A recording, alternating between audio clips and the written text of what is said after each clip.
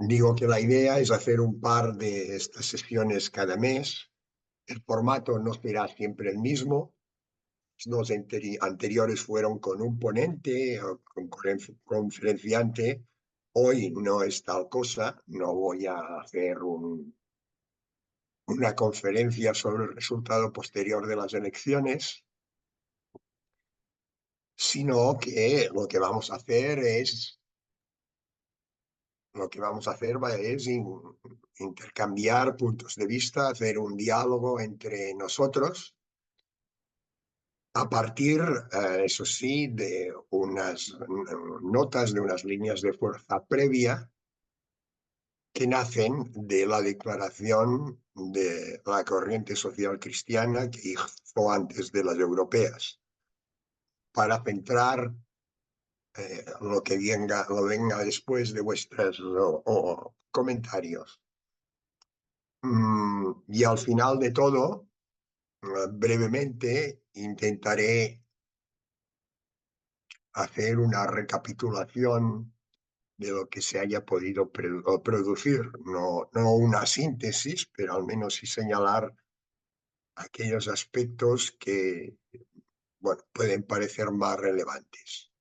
Empiezo por lo que he dicho, que es este marco de referencia que pueden establecer las líneas de fuerza de la declaración de la corriente social cristiana que en su momento hicimos. Empezaba con un título que en sí mismo ya marcaba una señal.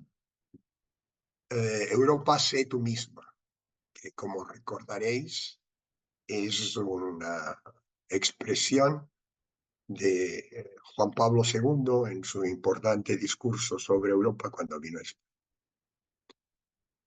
Y esto es así porque la crisis que vive Europa tiene mucho que ver con esta cuestión, el ser tú mismo. En realidad parece, y Francia es el ejemplo paradigmático de ello, como si esta crisis que es real y que existe, se buscara la solución desde los extremos.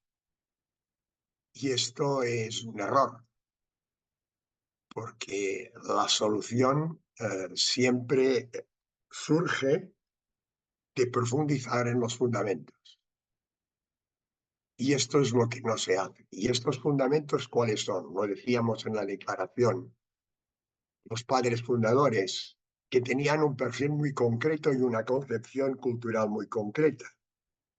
Adenauer, De Gasperi, Schumann, eran unos católicos convencidos, no actuaban confesionalmente, pero sí se fundamentaban en la cultura católica, en tanto en cuanto sus contenidos solamente necesitan de la razón para ser bien entendidos. Y de este origen que nos sacó de aquello que Ian Carswell en su libro, que tiene este título precisamente, que es bien expresivo, El descenso a los infiernos, ellos, junto con los demás, evidentemente, pero simbólicamente, ellos nos sacaron de este descenso a los infiernos. Un descenso que empezó en 1914. En realidad, lo que vivió Europa entre 1914 y 1945 fue una segunda versión de la famosa guerra de los 30 años, que terminó con la paz de Westfalia y de los Pirineos, que a pesar del nombre no fue una sola guerra. En realidad hubo 13 guerras distintas y 10 tratados de paz distintos. Esto dio lugar a un periodo histórico de cuyas rentas en parte vivimos, que es llamado los 30 gloriosos años. De todo eso han pasado más de 70. Y a partir de aquellos 6 países iniciales, hemos llegado a 28, después a 27. Han aumentado mucho las competencias, las funciones, no siempre de forma armónica. Ejemplo, Europa no tiene una política inmigratoria común, como no la tiene en otros campos, pero sí determina el tamaño exactamente que han de tener las jaulas de las gallinas ponedoras. Esto es un contrasentido con el principio de subsidiariedad que forma parte de los principios comunitarios, ¿no? Hay cosas que se deben resolver en lo más cercano y aquellas que no pueden ser así, es necesario que estén en el ámbito europeo. Y después hay otro fenómeno que ha creado tensiones y que yo diría que ha incidido en la reacción, que es que por vías no santas ha habido una cierta apropiación de competencias que no les corresponden. Ejemplo, la sanidad es una competencia de los Estados miembros. A pesar de ello, el Parlamento Europeo aprueba una resolución sobre el aborto que es una competencia sanitaria. ¿Por qué? Por ideología. Pero esto es hacer trampas en el juego. En este planteamiento de la declaración, nosotros formulábamos una serie de criterios. No eran todos, pero yo creo que describían un principio de punto de vista que reclamábamos. Decíamos que queríamos una Europa que acoja la vida y su dignidad, no solo la vida, sino la dignidad con que ésta debe ser vivida, que reivindique los derechos del ser humano que ha de nacer. No tiene sentido que en una legislación, la del aborto, no exista en muchos países como en el nuestro, pero que al mismo tiempo pues, pueda ser sujeto de un testamento. Esto es una contradicción excesiva. O el hecho de que por la vía del aborto ha vuelto la eugenesia masiva en Europa, de lo que se considera que es algo que es incorrecto referirse, pero que es una evidencia. Por un lado, vemos reportajes que celebran como chicos y chicas con síndrome de Down pues, se integran y hacen tareas, pero por otra parte, la propia asociación de familias con hijos de Down dicen que la inmensa mayoría no llegan a nacer. Ellos calculan que el 90% son abortados. Bueno, ¿qué sentido tiene celebrar una vida, pero al mismo tiempo condenarla a morir por la misma condición que celebras? Os recuerdo lo que decía al principio, de que sería bueno que tuvierais cerrados vuestros micros para evitar el ruido ambiental. Pedíamos también una Europa menos burocrática, más atenta a las necesidades reales de los ciudadanos, a las familias como centro de todas las políticas sociales y partes de las económicas difícilmente pueden prosperar en las condiciones actuales si su eje conductor no son las condiciones de necesidad de las familias. Y más atenta a las necesidades de la gente por una razón, ¿no? Europa ahora tiene un problema de difícil solución. Ha abordado durante este último mandato 3 grandes exigencias simultáneamente. Y a las 3, al mismo tiempo, no se puede servir. Las enumero telegráficamente para que veáis su dificultad. Una de ellas es claramente la demanda que comporta la transición energética y la transición verde. La idea es que se necesitan del orden entre 700.000 y el doble, 1,4 billones de euros al año para conseguir lo que propone esta transición, que es la neutralidad en materia de emisiones en el año 2050. Al mismo tiempo, el gasto en política social de la Unión Europea se sitúa entre los 3 y 4 billones, también con B. Y por último, en la nueva exigencia, el gasto militar actualmente en 400.000 millones y que debería como mínimo doblarse. La exigencia del 2% del PIB, España no llega ni de lejos, no basta. Se calcula que tendría que ser entre el 4 y el 5. Bueno, todo esto a la vez no es posible. Y por lo tanto nos engañan porque de un lado u otro han de recortar. La mejor visión de que esto no es posible es la propia Francia.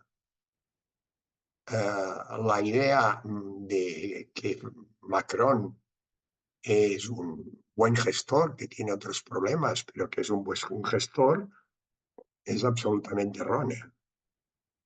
Recuerdo que Francia tiene una deuda pública parecida a la española, 110% del Producto Interior Bruto. A principio de siglo era casi la mitad, un poco más de la mitad, el 59,5% del PIB. Y a principios de este año, el déficit que alimenta esta deuda era del 5,5, mucho más alto que el español. ¿Por qué? Bueno, porque Francia intenta hacer las tres cosas simultáneamente: gran presupuesto militar, gran estado del bienestar y transición ecológica a la europea, y no, las costuras no lo soportan. Decíamos también que rechazábamos que las instituciones europeas estén de un lado tan libradas a las doctrinas de género. Esto ha merecido una crítica de las tres grandes organizaciones cristianas de Europa: la de los obispos europeos, la Organización de los Ortodoxos y la de los protestantes, que nos hacíamos eco en la declaración. Y un hecho que no es consecuencia de una buena gestión democrática, la marginación de estas organizaciones y de estos criterios y de esta forma de pensar. La Comisión Europea ha ignorado sistemáticamente los planteamientos que le venían de las organizaciones cristianas, por importantes que fueran. Y al mismo tiempo es muy receptiva, que viene de los lobbies de las políticas de género, el feminismo de género, las identidades LGBTI y todo este ámbito. Hay un desequilibrio que tiene consecuencias, y las consecuencias se han visto en las reacciones de votos a partidos que no se encuentran en esta centralidad. Está expresada por el Partido Popular Europeo, la socialdemocracia, los liberales y, en buena medida, colectivo. Estas elecciones han sido derrotados estrepitosamente los verdes, han perdido en gran medida los liberales, como consecuencia sobre todo del fracaso de Macron, y han visto reducida su presencia los socialdemócratas, aunque no tanto como los otros dos. han prosperado el Partido Popular y sobre todo ha habido una entrada pues de voto de los dos grupos de la derecha alternativa, que en realidad serán más de los que ahora se apuntan las cifras, porque hay un volumen extraordinario de diputados todavía no adscritos, un centenar, son muchos. La mayoría de estos diputados, o al menos una minoría importante,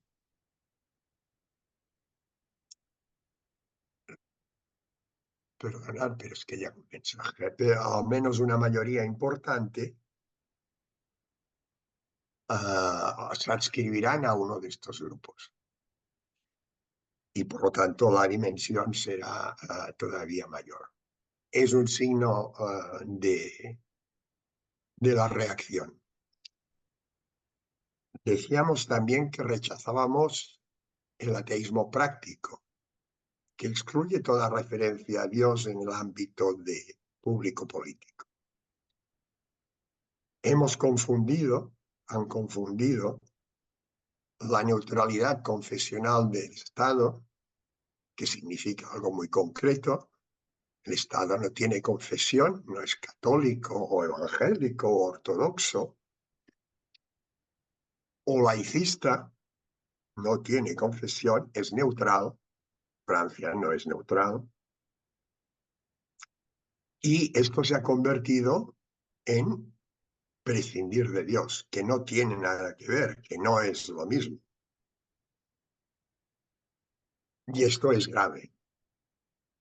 Es grave porque con la cancelación de Dios, lo que se hace en la práctica es cancelar un diálogo, ya lo he dicho antes, con aquellos que sí consideran que Dios es importante, y romper con toda una cultura que es inexplicable sin esta referencia a la dimensión religiosa de Europa. Propugnábamos la existencia de partidos de escala realmente europea. Se quiere más Unión Europea, se quiere un Parlamento Europeo, pero no hay partidos europeos. Hay grupos que son una ficción, que además dentro después cada uno hace lo que quiere. Ejemplo, a mí me gustaría apoyar el grupo que conduce Meloni.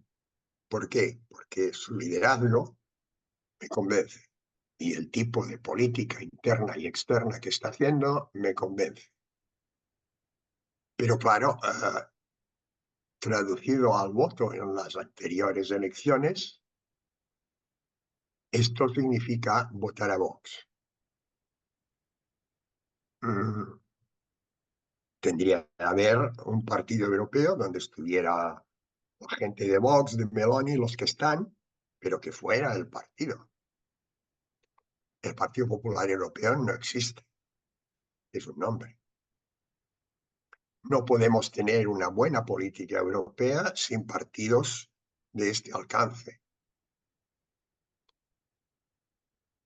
Pedíamos una mejor política de migración. Hay dos posiciones erróneas. Una de ellas es la que niega la posibilidad de todo raciocinio crítico en relación a las consecuencias de la inmigración masiva. La otra es aquella que utiliza y exagera esta inmigración masiva sin necesidad, porque bastantes problemas por sí misma ya genera y no hace falta dimensionarlos más, para convertirlo en una bandera tremendista. Como cristianos tenemos unos fundamentos y acoger es importante, y al mismo tiempo estos mismos fundamentos nos dicen que hemos de velar por el bien común de los que vienen y de los que estamos. Y esto exige un abordaje racional de lo que significa esta inmigración no existe. Todo se mueve a base de eslóganes. Vemos con preocupación que no es compartida en la escena política ni a escala europea y en nuestro caso ni a escala estatal, el creciente desarrollo del poder de las organizaciones de la droga. Esto ya no es ninguna broma. En Suecia, el ejército ha tenido de patrullar en las calles para intentar controlar determinados barrios fuera de control de Suecia. Los Países Bajos, que según ellos son un modelo de civilidad, es un estado amenazado por la macromafia. La sucesora al trono tuvo de marchar durante un periodo porque los servicios de seguridad de su país no le garantizaban la protección. Bélgica está contaminada de lo de Holanda. En Barcelona, Algeciras, Galicia son importantes centros de entrada de droga, no solo de hachís, sino también de cocaína. Cataluña es el principal productor de marihuana de Europa. En fin, no sigo porque me alargaría, pero ahí hay un gran problema y esto no emerge. Y el problema es que cuando se desarrolla, cuando ya, digamos, está en la calle, lo difícil entonces es controlarlo. Es lo que le pasa a Holanda, es lo que le pasa a Suecia. Exigimos un compromiso mejor y más equilibrado, más efectivo con la paz y la reconciliación. Evidentemente en el caso de Ucrania, pero también en el caso de Israel y Gaza. Y esto no debe llevarnos a olvidar la tremenda guerra del Sudán y de otros conflictos en África. No podemos tener visiones tan estrábicas. Nos extrañamos después que lo que ahora se llama el sur global, que cuando yo era joven era tercer mundo,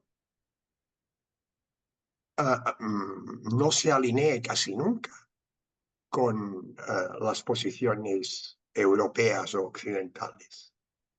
Y una de las razones es porque consideran que son hipócritas y tienen bastante fundamento. La reducción de la desigualdad y de los grandes oligopolios es una llamada necesaria. Un mejor control de los recursos económicos europeos y de la forma en que se gastan es una exigencia. Es difícil encontrar en el mundo un presupuesto mayor que el de la Unión Europea con menos acceso a su control por parte de los ciudadanos. Esto tiene muchas explicaciones. Una, ya la he dicho, es la no existencia de partidos políticos, que al menos a esta escala de alguna cosa podrían servir, siempre y cuando no estuvieran montados en el calco español. Pero no se trata de eso, sino de modelos de partidos buenos, como los hay en otras partes, con una relación más directa con el elector, porque el sistema electoral hace que estos diputados, al menos una parte de ellos, dependan directamente del voto y no del lugar donde la dirección del partido les coloca en la lista. Llamábamos a votar y lo hacíamos en términos concretos en esta ocasión. Digamos que la corriente se mojó más de lo habitual. Bueno, más de lo habitual es decir poca cosa porque acabamos de empezar. Decíamos que hay que pensar en el grupo del Parlamento Europeo al que diriges tu voto. Cuando he puesto el ejemplo antes de Meloni y Vox, va en este sentido. decíamos que la alianza esta central de socialdemócratas, liberales, verdes, a veces con la extrema izquierda, tendía a imponer su hegemonía, influyendo decisivamente en actitudes del Partido Popular Europeo, todo lo relacionado a la doctrina de género, de la visión de la familia, el aborto masivo, el rechazo a la cultura cristiana, por decir los que nos afectan más directamente, o los más conocidos, pero habría más, la lista sería mayor. Y acabábamos expresando nuestra idea de que, bueno, mal que bien nos inclinábamos con reservas por el Grupo Popular Europeo y por el grupo de los conservadores y reformistas europeos, porque tenía la doble característica que incluye a pequeños partidos, sobre todo del centro y del este de Europa, de inspiración cristiana, y además porque es el grupo que preside mejor. Este era el esquema de nuestro documento, y esto constituye un marco de referencia. Como decía, a partir de aquí, pues empezamos con el diálogo, con la conversación. Os rogaría que las intervenciones, no digo que sean buenas porque estoy seguro que lo serán, sino que fueran breves, es decir, no se trata de hacer conferencias, sino de que intercambiemos puntos de vista. A ver, yo una cosa, Josep, ¿qué valoración hacemos? Ya sé que están las elecciones, estas declaraciones que ha hecho ahora la señora Meloni en el G7, el tema del derecho a la vida. Yo creo que esto ha sido una cosa importante, ¿no? El tema de que no se ha colado una declaración favorable al aborto, yo creo que ha sido una cosa bastante remarcable, y me da la impresión que la opinión pública nos está haciendo eco de esta noticia. Evidente.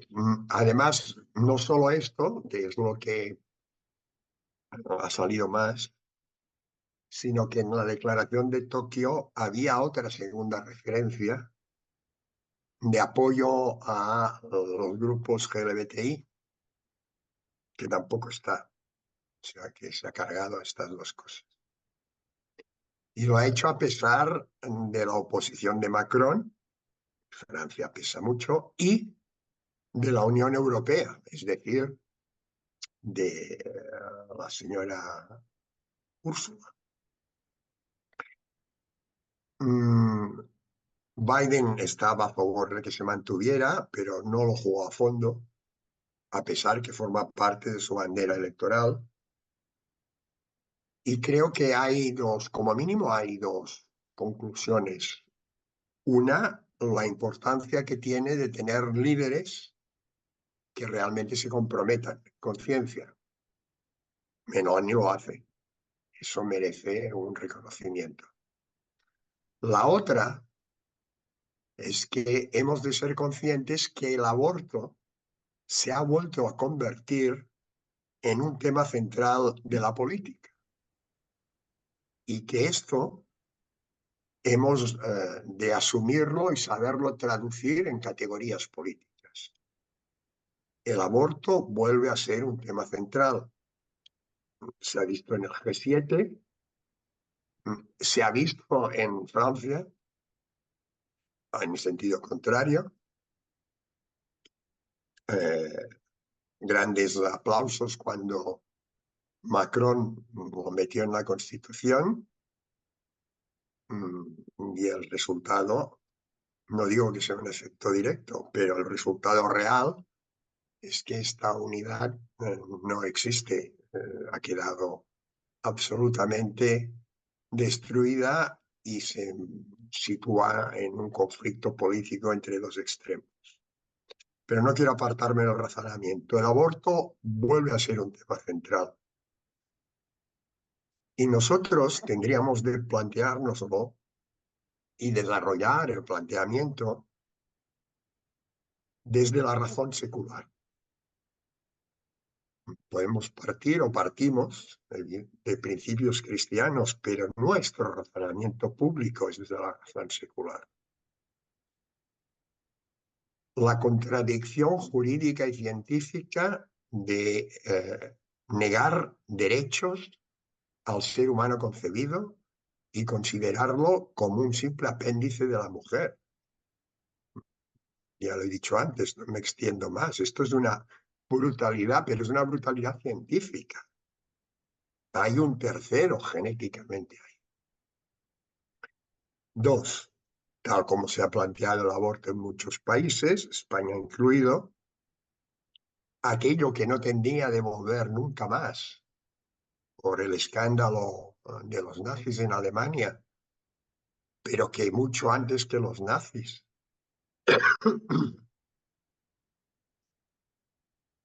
Desde los años 20 se desarrolló en Estados Unidos, en Suecia,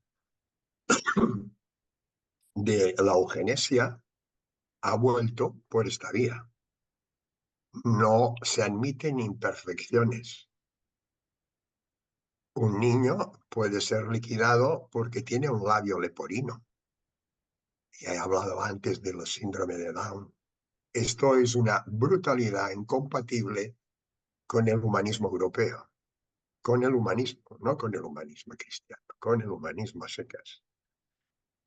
Y la tercera es el impacto demográfico y económico del aborto. Cuando el aborto se sitúa en uno de cada 3 nacimientos, uno de cada 4, está contribuyendo decisivamente a esquilmar la población. Y cuando decimos que, bueno, pero ya viene un inmigrante, esto en términos, sigo moviéndome en el plano secular económico, es falso. ¿Cuál es el componente más importante de la economía de un país? Los factores de producción. El capital humano. Pues bien, el capital humano de un autóctono que crece y a partir de una determinada edad entrará en juego es mucho más elevado que el de un inmigrante. Y por lo tanto, con esta sustitución lo que se produce es una descapitalización. Y no me extiendo más, porque ya creo que ha quedado claro la importancia que tiene esta cuestión del aborto, pero sí no quiero dejar de decir que precisamente en el caso de España, esto explica que mucho crecimiento económico, mucho crecimiento de puestos de trabajo, pero cada vez nos alejamos más de la convergencia en renta per cápita, que en definitiva es lo que determina nuestra calidad de vida económica, con la Unión Europea. Este es un factor determinante, este proceso de sustitución de la población por un capital humano menor, porque encima exportamos profesionales, gente que ha estudiado aquí y que se va fuera porque no encuentra posibilidad. Bueno, me callo. Más. Gerardo. El micro, Gerardo.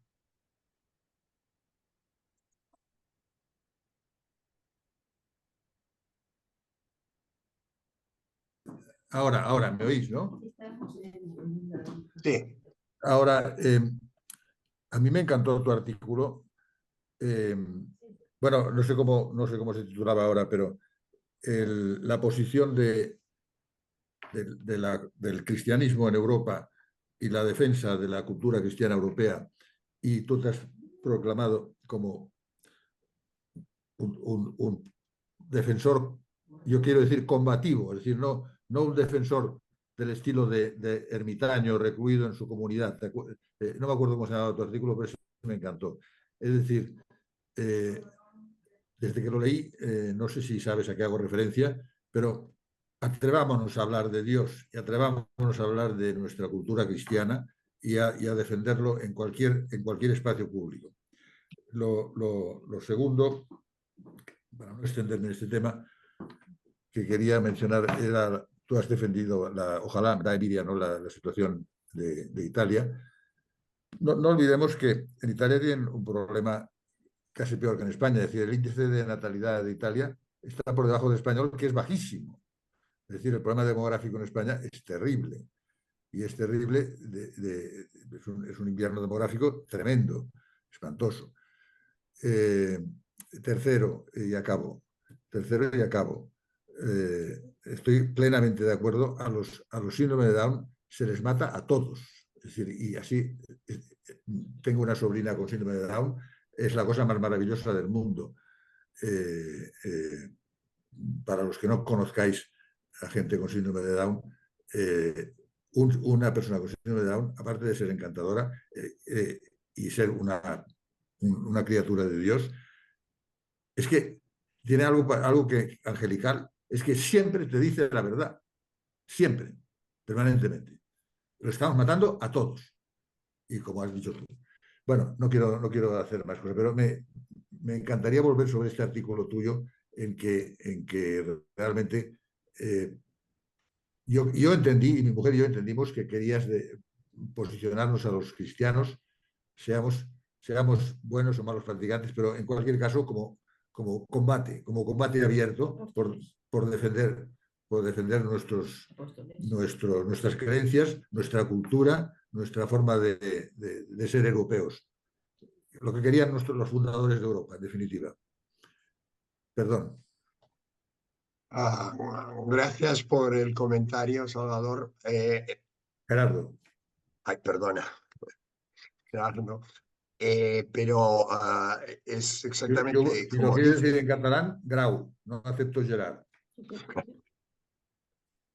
Molt bé.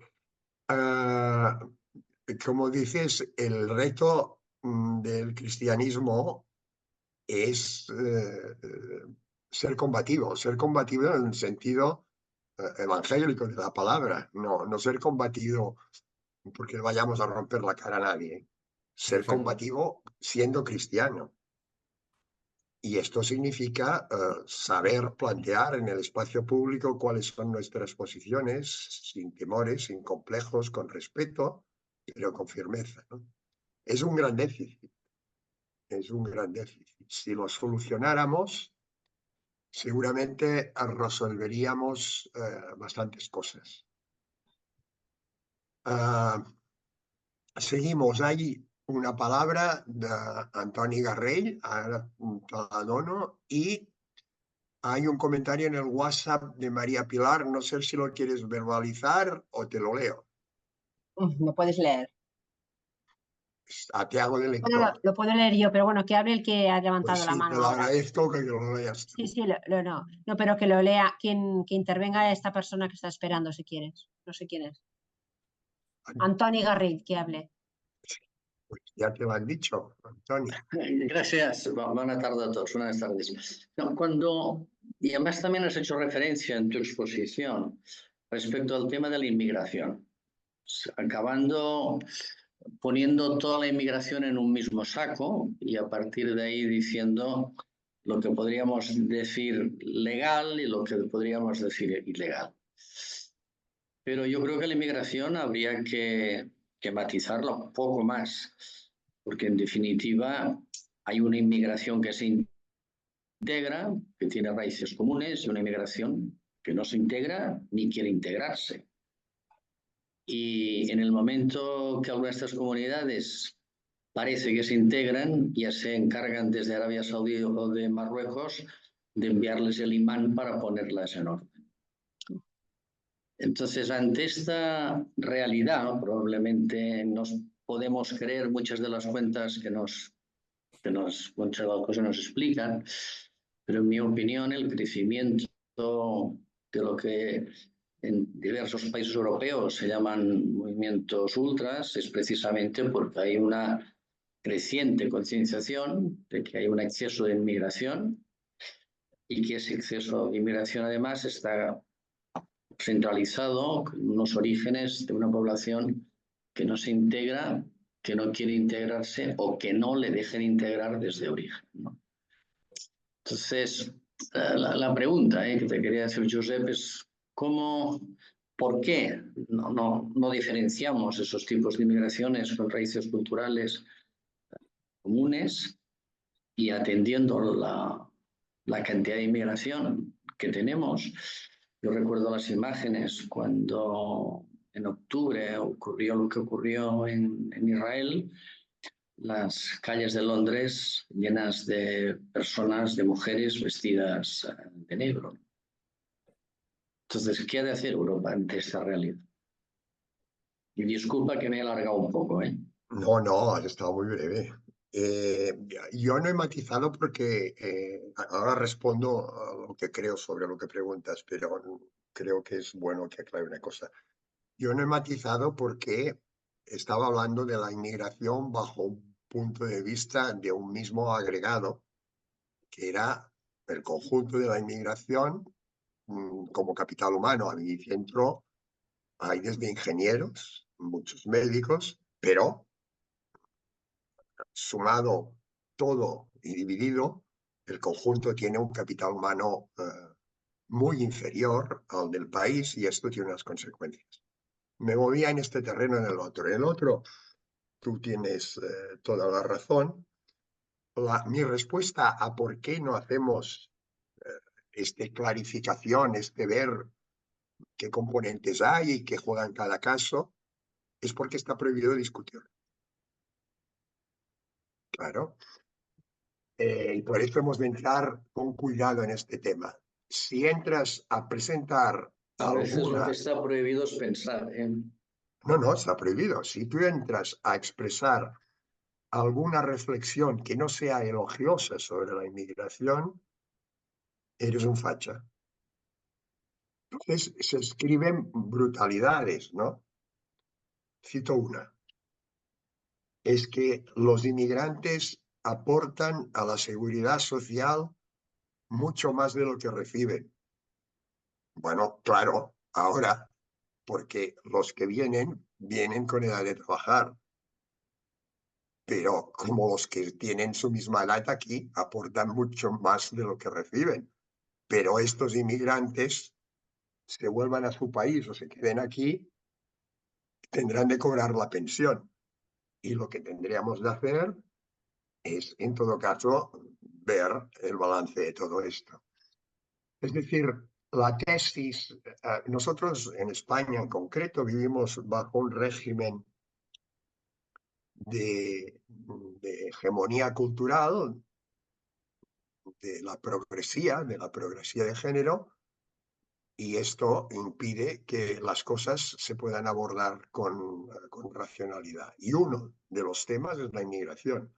Otro es el del aborto, y hay un suma y sigue importante, ¿no?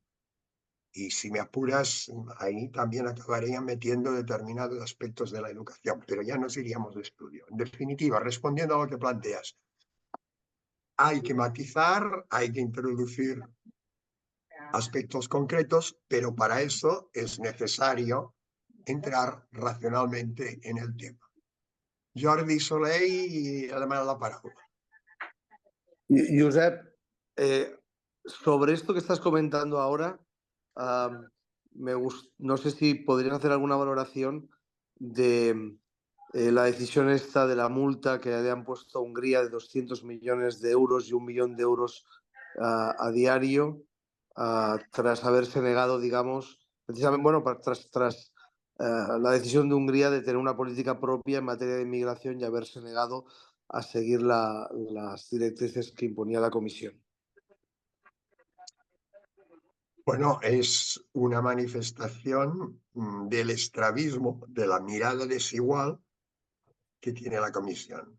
A ver, los tíos más bestias en políticas inmigratorias, pero de lejos, son y han sido los daneses. Los daneses han hecho brutalidades.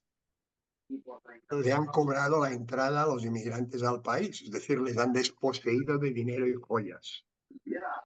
Los han encerrado en guetos. Tenían... Alguien tiene el micro abierto. Y creo que por la vez sé quién es. Alguien tiene que cerrar el micro, por favor.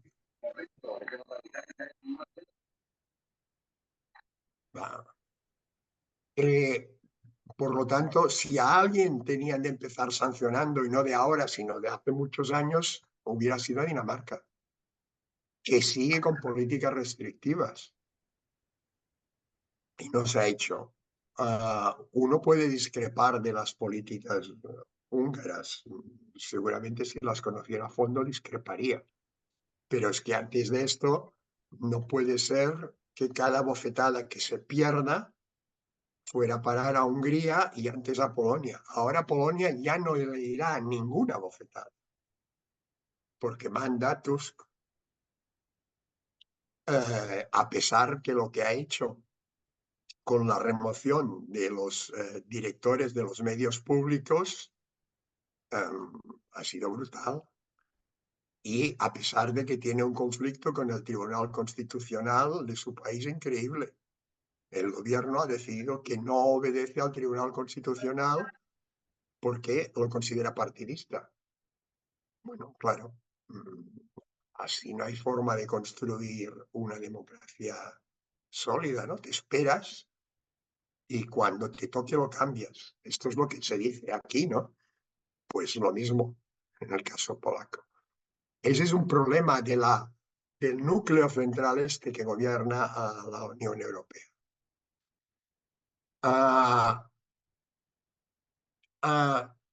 María Pilar, tú tenías la pregunta, no la he olvidado, y Sí, no, después... no pasa nada. La leo. No, yo Venga, preguntaba que si es posible que lo que ha logrado Meloni en la reunión del G7 con el aborto puede dar esperanzas, alguna esperanza de que en el Parlamento Europeo se frene el intento de incluirlo en la Constitución Europea. Si puede hacer pensar, por ejemplo, al PP europeo que es un tema más serio de lo que demuestran entender muchos de sus diputados. Eso por un lado.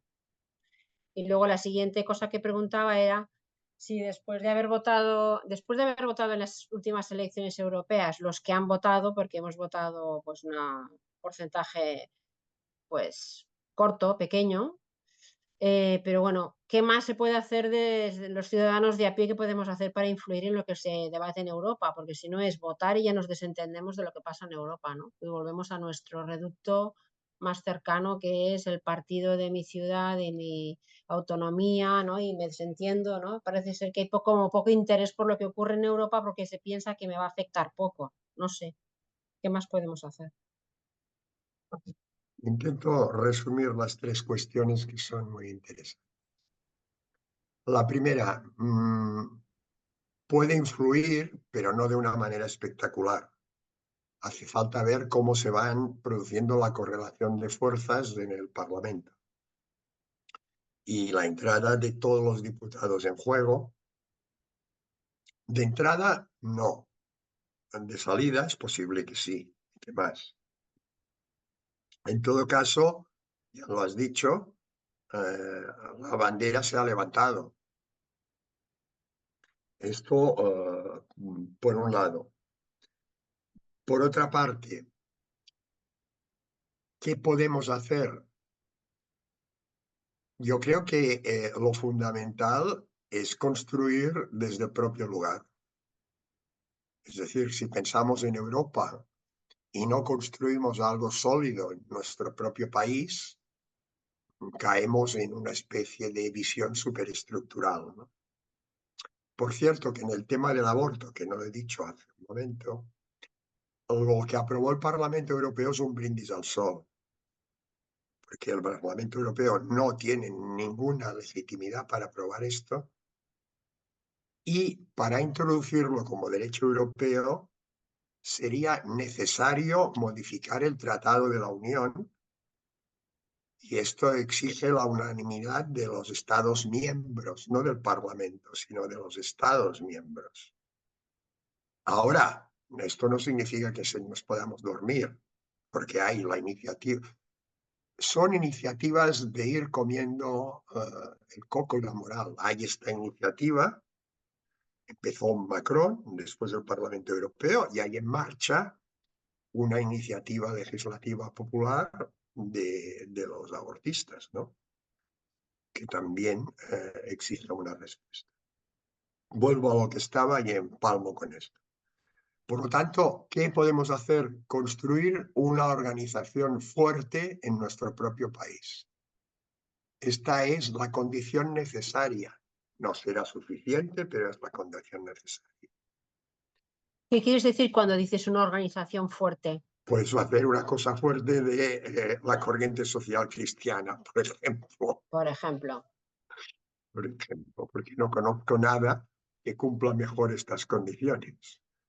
De entrar en el juego político, pero no estar sometido al dictado de los partidos políticos que actualmente cortan el bacalao. Esta es la prioridad. Tener esta prioridad no significa en ningún caso olvidarnos de Europa. Y de ahí la iniciativa que estamos cociendo, y ya veremos qué desarrollo tiene, de promover una alianza europea por la vida, la dignidad y la libertad. Una alianza social, por tanto, con participación de todo tipo de entidades, no solo las pro vida, que son fundamentales en núcleo núcleo, pero es un error limitar la cuestión del aborto a un enfoque sectorial pro vida. Es un error. Es un enfoque social, porque sus ramificaciones afectan a todo. Cultural, alianza social, cultural y política, que quiere decir trabajar para meter en esta alianza a partidos políticos. Bueno, veremos si nos salimos. Lo digo aquí, que estamos en petit comité. Pero que se graba, que se graba todo. ¿Eh? Que se graba y luego circula. Bueno, esperemos que circule poco. Tampoco me preocupará excesivamente si circula lo que voy a decir, francamente. No soy tan ingenuo como para pensarlo del petit comité en serio. Un primer intento es ver si Meloni estaría dispuesta a jugar esta carta de la alianza social, cultural y política. Y en esto se está ahora, seguramente con recorrido para después del verano, porque aún estamos en resaca electoral. Si fuera así, esto se dinamizaría más rápido. Si no es así, también. Pablo, tú habías levantado la mano. Sí, que yo quería comentar cuando estuve en Ámsterdam con esta reunión de asociaciones pro vida y pro familia europeas, vino el responsable de lo que llaman la sala de látigos de ECR, o sea, de los conservadores y reformistas, el grupo de Vox y Meloni. Entonces es un señor que lleva 14 años allí, entonces los diputados van y vienen, un mandato son 5 años, la gente aguanta poco en el Europarlamento normalmente. Cada elección cambia la mitad del Europarlamento y los parlamentarios que vienen o son novatos que están empezando y los mandan allí, o son muy veteranos que están a punto de jubilarse, como hizo Mayor Oreja, ¿no? Por ejemplo. Y entonces el responsable de la sala de látigos es el que intenta que haya una cierta disciplina, sabiendo que en realidad, como tú decías, es una especie de ficción, ¿no? Porque cada uno de ellos se debe a su partido y a sus votantes. Pero una vez llegas allí, dices, mira, si quieres formar parte de nuestro grupo y se necesita formar parte de un grupo para poder presentar temas y para poder hacer un montón de cosas, pues aquí hay cosas que no hacemos y cosas que no decimos y esto lo hacemos así y esto lo hacemos así. Y si no te gusta, te vas al otro grupo. o vas por suelto, pero en nuestro grupo tenemos una cierta disciplina. Y entonces te explicaba un poquito cómo se organizaban. Luego decía que en las últimas votaciones del Europarlamento sobre el aborto, solo un 15% de intervenciones fueron a favor de la vida, pero luego había un 33% de votos a favor de la vida, además de un montón de gente que no habla y no se pronuncia. Con lo cual, puedes buscar por qué esa gente está callada y por qué algunos no votan a favor del aborto. Y daba una serie de trucos para llegar a ellos. Decía que el eurodiputado, él lo ha visto muchas veces, que suele responder y escuchar a su electorado, que son sensibles a su electorado y a las asociaciones que les contacten, que son sensibles y que a lo que le dicen y que lo ha visto muchas veces. Yo le dije, bueno, pero es que en España, como no tenemos elección directa de cargos, no es lo mismo que en otros países, pero aún así me dijo que sí que valía la pena el contacto personal. Entonces, por ejemplo, ¿quién iba por Esquerra Republicana allí? Ahora no me acuerdo, pero decían que a mitad de mandato iban a mandar a... ¿cómo se llama el hombre del tiempo este? Ah, sí. Mm. El Tomás Molina. Sí. Tomás Molina es católico y no es el mayor evangelizador del mundo, pero cuando le preguntan te dice, sí, sí, yo creo y creo, porque es verdad que soy escéptico en algunas cosas, pero, o sea, hay veces que vale la pena ir a hablar con las personas en concreto y decirle, mira, yo entiendo que tú te debes al partido, pero también te entiendo que vas a estar aquí solo medio mandato, tú crees en estas cosas, creemos en la importancia de la política. Es decir, que se pueden hacer contactos personales que a lo mejor en otros parlamentos no nos harían caso, pero en el caso de los eurodiputados, pues como que tienen más margen de maniobra y escuchan más. Y eso es lo que nos decían. Decía, 10 mensajes personales son más eficaces que 1000 emails. Los emails van a la basura, pero las cartas, los mensajes, incluso decía, el título de un email personalizado sería, señor diputado, yo qué sé, Molina, ¿pot explicar-me usted, sisplau, aquest vot que va fer? ¿Me puede usted explicar? Y ya estás personalizando y se sienten la necesidad de responder, ¿no? Luego también nos decían que vale la pena desmontar el discurso del otro bando, que nos llamarán de todo, pues que queréis que nazca el niño pero no queréis cuidarle, soy la extrema derecha malvada y nosotros somos los buenos generosos. Hay que desmontarle, siempre dar argumentos y estar siempre preparados para argumentar. Y luego yo lo que vi allí es que eh, a veces esperamos que venga gente de países europeos muy bien organizados, pero no hay tantos ni están tan bien organizados. Y la representante de las familias católicas europeas es de Málaga. Es verdad que lleva allí toda la vida, se va a casar con un alemán, etcétera, pero el representante de One of Us es otro español que vive allí en Bruselas. Quiero decir que para tener activistas en Bruselas tiene que ser gente que vive por allí y que tenga pies por aquí, que tenga lazos. Y es verdad que los que hay, al menos un par son españoles y hay algunos más. Entonces, One of Us está bastante bien posicionado y si tuvieran más recursos, y entonces decían, claro, pero no tenemos recursos para traer a periodistas, para hacer actos, para hacer... Y le decían los holandeses, bueno, pues nuestro think tank sí que puede daros algún dinero. Tú decías, Miró, que el Europarlamento no se sabe lo que hacer con el dinero, pues lo da a los diputados, da mucho. Y el diputado puede decidir cómo se lo gasta en acción de lobby, en asesores, en amigos, en grupos, en asociaciones amigas. Entonces también ahí tenemos que decir a los eurodiputados afines, pues que sean generosos y que se lo gasten en actividades positivas, ¿no? De difusión. Y luego hablábamos de este tema de la dignidad humana y de estrategias comunes que se pueden hacer incluso con la izquierda. Por ejemplo, la lucha contra el vientre de alquiler. Que por cierto, que hoy me enteré que en la Universidad de Educación a Distancia estamos pagando, creo que con dinero de todos los contribuyentes, un curso sobre cómo el negocio del vientre de alquiler, que está prohibido en España, pero se enseña en la universidad, pero bueno. Luego, contra la prostitución, también la izquierda se puede hacer cosas con ellos. contra la pornografía, al menos contra la pornografía infantil, contra el cambio de sexo. Me decían, hace 5 años nadie criticaba el cambio de sexo infantil. Hoy en Europa ya casi nadie lo apoya. Solo en Estados Unidos, que tiene una patronal muy fuerte, se han enrocado y han sido las asociaciones médicas, bueno, las asociaciones médicas de allí las que dicen, oiga, solo pedimos lo que en Europa.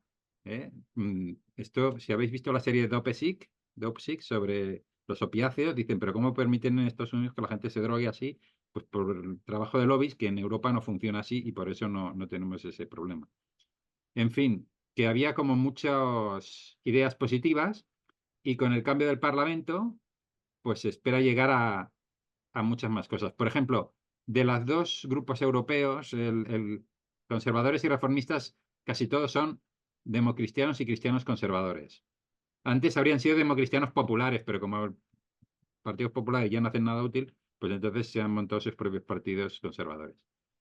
Pero el otro grupo, el de los identitarios, muchos de ellos son paganos e incluso pueden estar algunos a sueldo de Rusia para más jaleo, pero otros, siendo paganos, les puedes decir, sí, pero por razones de competencias tú no deberías votar a favor de esto.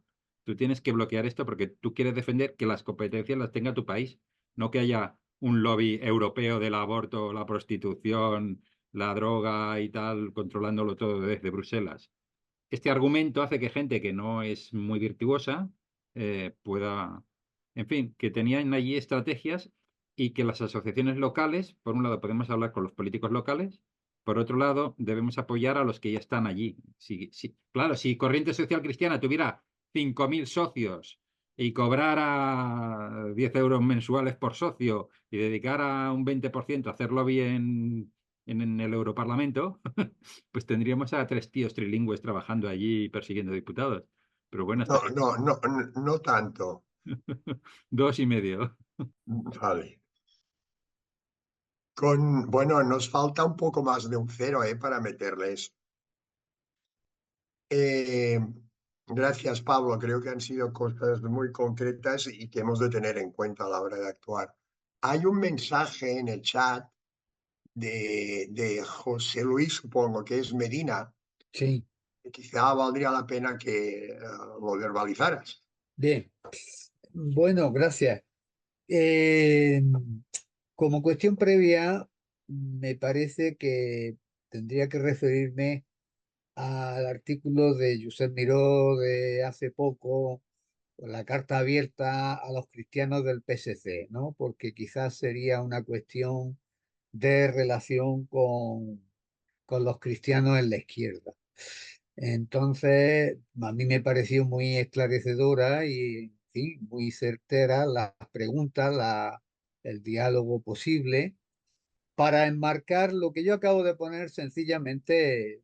Tenía que haberlo planteado cuando Mayor Oreja hizo la reflexión sobre digamos, el funcionamiento del Parlamento Europeo, los grupos que de alguna manera esta tarde también se está abordando, ¿no? Los grupos habituales que hay por sintonía, derecha, izquierda, centro, en el Parlamento Europeo, ¿no? Entonces, en la intervención anterior, pues también se ha hecho referencia a, bueno, estamos hablando a lo mejor en un ámbito convencionalmente centro-derecha, pero bueno, digo convencionalmente, pero que duda cabe que hay cuestiones que hay que tratarlas transversalmente, ¿no? Es decir, la vida, el derecho a la vida. Y de hecho, pues, en fin, habría que ver qué alianzas se podrían establecer en ese sentido también con la izquierda, ¿no? Entonces, bueno, yo sencillamente, a mí me ha llamado la atención desde que lo conocí el asunto este de diálogo, que es un diálogo entre políticos de los que se configuran en la izquierda europea, que no sé exactamente, yo me parece que incluso hasta gente de aquí de Izquierda Unida o de la izquierda de los partidos de izquierda de España, me parece que están participando, por lo menos hace unos años, ¿no? Sí, sí. Y luego con personas de los focolares. Entonces, pues bueno, como movimiento de iglesia que también es importante por su carisma de la unidad y demás, ¿no? Bueno, pues simplemente lo planteo como otro elemento más a considerar a la hora de hablar de alianzas, ¿no? Alianzas y temas de fondo, ¿no? En fin, en ese sentido. Claro. Bueno, enlaza un poco con alguna cosa que decía antes Pablo también. Desde nuestro punto de vista, la ventaja es que queremos incidir y vamos a incidir cada vez más en política, pero no somos un partido y por lo tanto no nos guiamos por los mismos parámetros. Y por lo tanto, a nosotros lo que nos interesan son los aspectos concretos. Es decir, partimos de un planeamiento global, pero nos interesan los aspectos concretos. ¿Qué quiero decir con esto? Hace algunos años ya, no la corriente que no existía, sino hay cristianos, pues trabajó conjuntamente con una serie de organizaciones feministas de izquierdas para la legislación para limitar o prohibir la prostitución. Esto era una cuestión lógica y funcionó. Al menos en España, no lo tengo tan claro en Europa, pero al menos en España esto hoy en día es más difícil porque la polarización ha crecido mucho. Y nosotros tenemos de velar para que, sin renunciar a nada, nuestra forma de proceder y de actuar, sin dejar de decir lo que es blanco y negro, sin dejar de ser críticos y propositivos a la vez, no nos dejemos arrastrar por esta polarización. Esto es muy importante. Porque es cierto que nos podemos encontrar con coincidencias al menos concretas y en algún caso con determinada izquierda, pues incluso más generales. Cito telegráficamente un ejemplo en este sentido, ¿no? No sé si alguno de vosotros, los que tenéis más edad, recordáis quién era Antonio Negri. Antonio Negri era un revolucionario italiano a la izquierda del Partido Comunista que tuvo de marchar de su país, se refugió en Francia porque lo acusaron de ser uno de los dirigentes encubiertos de las Brigadas Rojas, aquellas que mataron a Aldo Moro. Bueno, esto nunca se demostró, la cuestión de que marchó, en fin. Hizo su vida como intelectual en Francia, no pudo volver a Italia durante décadas. Por lo tanto, tiene este perfil, izquierda del Partido Comunista Italiano y revolucionario en su juventud. En el año 2000 escribió un libro junto con otro que ahora no me acuerdo el nombre, ya me vendrá a la cabeza, que ha querido que sea importante. Sus admiradores dicen que es la versión para el siglo XXI del Capital. Yo no sé si es tanto. En todo caso, un tomarro sí que lo es. O sea, por kilo de peso sí. Por contenido ni influencia no lo sé. Se llama Imperio. Y es el intento de plantear una alternativa al sistema, digamos, lo que se dice el sistema, ¿no? A la hegemonía liberal, globalizadora, capitalista, etcétera, que incorpora una parte de la izquierda, al menos la socialdemócrata. Bueno, para este libro, él ha hecho, y lo confiesa, lo explica, no se lo esconde, una lectura secular, y yo creo que ahí es donde está la principal debilidad de la ciudad de Dios. Es decir, para construir la alternativa se ha inspirado en la ciudad de Dios de San Agustín.